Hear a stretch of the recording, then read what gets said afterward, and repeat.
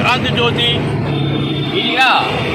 దేశంలోని మొట్టమొదటి మహిళా ఉపాధ్యాయురాలుగా పనిచేసిన సావిత్రిబాయి పూలే గారి 194వ జయంతిని బహుజన్ సమాజ్ పార్టీ జిల్లా కార్యదర్శి బీసీ సమన్వయ కమిటీ రాష్ట్ర కో కన్వీనర్ యాటగిరి రామచంద్ర ప్రసాద్ అధ్యక్షతన ఈరోజు ఆ మహాతల్లికి చిత్రపటానికి పూలమాల సమర్పించి ఘనంగా ఆమె జయంతి వేడుకలు జరుపుకోవడం అనేది జరుగుతోంది.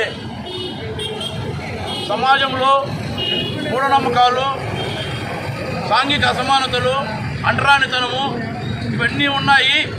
ఇవన్నీ పోవాలంటే చదువుకోవాలా. మరి చదువుకుంటే సమాజం బాగుపడుతుందనే ఉద్దేశంతో మహాత్మా జ్యోతిరావు పూలే గారు ఆ రోజు అనేక పాఠశాలలు ఏర్పాటు చేసి మహిళలు చదువుకుంటే ఇంకా మరింత సమాజం బాగుపడుతుందని చెప్పిన ఉద్దేశంతో మహిళలకు చదువు చెప్పేందుకు ఎవరూ ముందుకు రాలేని పరిస్థితుల్లో తన భార్య అయిన సావిత్రిబాయి పూలేకే చదువు చెప్పి ఆమెను ఉపాధ్యాయులుగా దేశంలోనే మొట్టమొదటి మహిళా ఉపాధ్యాయులుగా తయారు చేయడం అనేది జరిగింది. మరి ఈ మహనీయుల యొక్క జీవిత చరిత్రలు మనం తెలుసుకోవాలని ముందు పోవాల్సిన అవసరం ఉంది. ఈరోజు తెలంగాణ రాష్ట్ర ప్రభుత్వం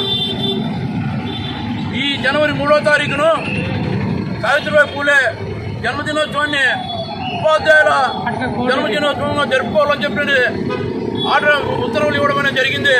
మరి మన ఆంధ్రప్రదేశ్లో మన ముఖ్యమంత్రి చంద్రబాబు నాయుడు గారు ఇది బీసీల పార్టీ అని చెబుతూ నిత్యము చెప్పే వ్యక్తి ఈరోజు ఆ చర్య ఎందుకు తీసుకోకూడదు? ఎంత మోసం అంటే చంద్రబాబు నాయుడు గారు బీసీల పేరు చెప్పి కేవలం కమ్మల కోసమే పనిచేస్తుంది ఆ పార్టీ అనేది ఈ సందర్భంగా చెప్పచ్చు. ఎందుకంటే ఈ దేశంలో బీహార్ రాష్ట్రంలో సమగ్ర కులగణన చేస్తే బీసీల జనాభా 63.1% అనేది వచ్చింది. అన్న లెక్కలు తెలిపాయి. మరి అదేవిధంగా ఈ రాష్ట్రంలో కూడా సమగ్ర కులగణన చేయాలని చెప్పి అనేక విధాలుగా చెప్పడం జరుగుతుంది. తీస్తే 61% అనేది వస్తుంది. మరి 61% అనేది వస్తే మన మాట మనం తీసుకోవచ్చు. ఈరోజు అమలవుతున్నటువంటి అంశం ఎంత ఉందంటే సర్పంచులను తీసుకుంటే బీసీలకు 60% రావాల, కానీ 24% వస్తుంది. మిగిలిన 36% అగ్రకుల పౌరులు అక్రమంగా ఆక్రమించుకోవడం అనేది జరుగుతుంది. దీనికి ప్రధాన కారణం జనాభా లెక్కలు లేకపోవడమే. మరి ఈ జనాభా లెక్కలు మనం తెచ్చుకుంటే ఖచ్చితంగా మన మాట మనకు వస్తుంది. దీనికోసం ఈ నెల 18వ తారీఖున అనంతపురంలో రాయలసీమలో మహాధర్నా సమగ్ర కులగణన జరపాలని ఒక ధర్నా జరపడం జరుగుతుంది. మరి ఈ కార్యక్రమానికి బహుజనులందరూ, మరి ముఖ్యంగా బీసీలందరూ తప్పనిసరిగా 18వ తారీఖున అనంతపురం జరిగే కార్యక్రమానికి హాజరు కావాలని ఈ సందర్భంగా విజ్ఞప్తి చేస్తున్నాం.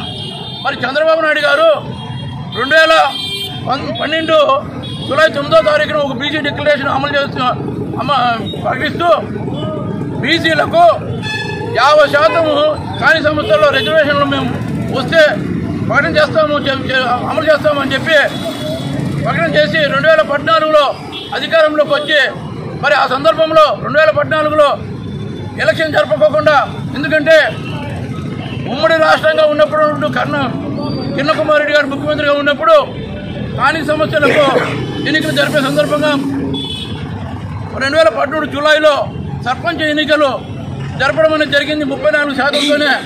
మరి వారు 5 ఏళ్ల పదవీకాలము పూర్తి అయితే 2018 జూలైకు పూర్తి అవుతుంది. మరి ఎన్నికలు అప్పుడు జరిపింటే 34%తోనే మనకు అమలై ఉండేది. మరి ఆ సందర్భంలో ముఖ్యమంత్రిగా ఉన్న చంద్రబాబు నాయుడు గారు ఆయన హామీ ఇచ్చిన మేరకు డిక్లరేషన్లో హామీ ఇచ్చిన మేరకు 50% జరపల్లా, కానీ 50% జరిపే విషయాన్ని దేవుడు ఎరుగు. ఉన్న 34% కింద కోర్టు వెళ్ళినారని అవి కూడా జరుపుకోకుండా నిలిపేయడంతో మరి అధికారం మారి ముఖ్యమంత్రిగా జగన్మోహన్ రెడ్డి గారు వచ్చిన తర్వాత ఆయన 34% కోర్టు 24% తగ్గించిందని చెప్పి ఎన్నికలు జరపడంతో బీసీలకు రావాల్సినటువంటి పదవులు 16,500 పదవులు కోల్పోవడం జరిగింది. దీనికి నిజంగా చంద్రబాబు నాయుడు గారు అప్పుడే కన్నా ఎన్నికలు జరిపింటే ఇవన్నీ పోయి ఉండేవి కాదు. మరి ఆ సందర్భంగా సాక్షి జ్యోతి ఈనాడు పేపర్లో వాళ్ళ పేపర్లో అంటే ఈనాడు ఆంధ్రజ్యోతిలో చంద్రబాబుతో పోటీ దిగిన జగన్మోహన్ రెడ్డితో పోటీ దిగిన అంశాన్ని కొట్టిపోయిన వ్యక్తి రెడ్డి గారి పేపర్లో వేసి వీళ్ళే కొట్టి పంపారు జగన్ అని చెప్పి ఆంధ్రజ్యోతి ఈనాడు చేయడం జరిగింది. అదేవిధంగా అదే రెడ్డి చంద్రబాబు గారితో ఫోటో దిగినట్టు ఫోటోను సాక్షిలో వేసి చంద్రబాబే కోర్టు పంపించారు అని చెప్పి ఒకరి మీద ఒకరు పెట్టుకొని ఈరోజు బీసీలకు రావాల్సిన హక్కులను అంటే స్థానిక సంస్థల్లో రావాల్సిన వాటాను కాలరాయడం అనేది జరిగింది. దీనికి అంతటికీ చంద్రబాబు నాయుడు గారే అని మనం చెప్పచ్చు. ఇప్పుడు మనకు కులగణన అనేది వస్తే ఖచ్చితంగా మనకు రావాల్సిన మాట మనకు వస్తుంది. దీనికి బీసీలు అందరూ కూడా ముఖ్యంగా రావాల్సిన అవసరం ఉంది. ఈ నెల 18వ తారీఖున జరిగే అనంతపురంలో ధర్నాకని చెప్పి మీ అందరికీ మరొకసారి మనం చేసుకుంటూ జై భీమ్ జై భారత్.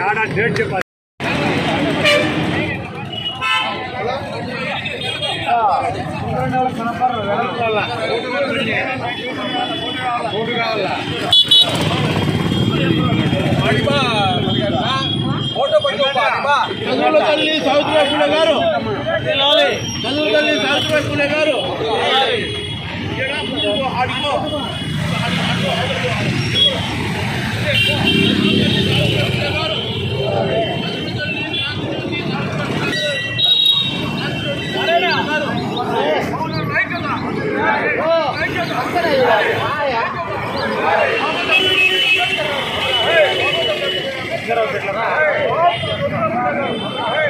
అందరికీ కవర్ చేసేసా దిగిపోతే అంతా ఇస్తారా పసందులో చూడు ఎట్లా పండు